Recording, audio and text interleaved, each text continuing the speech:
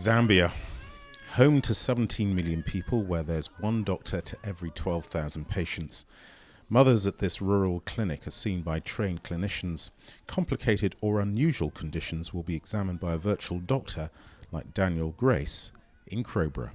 We have Zambian doctors on board as well, answering cases. But in an ideal situation, we won't be in Zambia.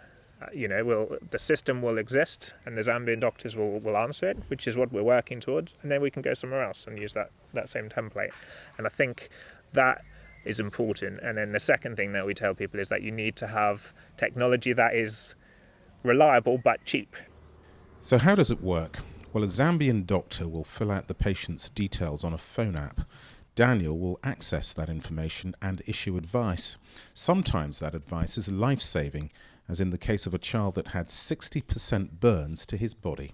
So what the virtual doctor's application was able to do was able to connect that clinical officer with a licensed specialist who was able to teach the clinical officer over the phone how to create fake skin, using saran wrap, like how to safely transport this baby to the next level of care. Hugh Jones from Sussex set up the virtual doctor's scheme.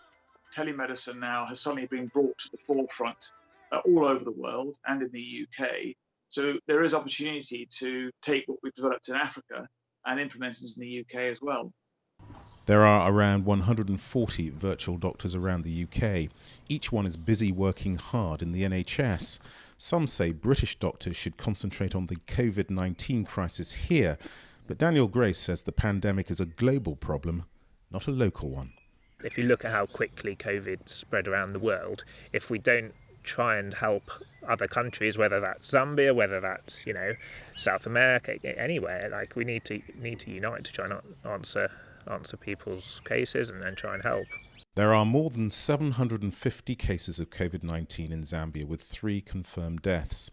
Like here, the southern African country is in lockdown.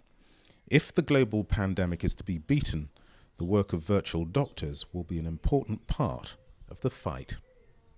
Ian Palmer, BBC South East Today, Crowborough.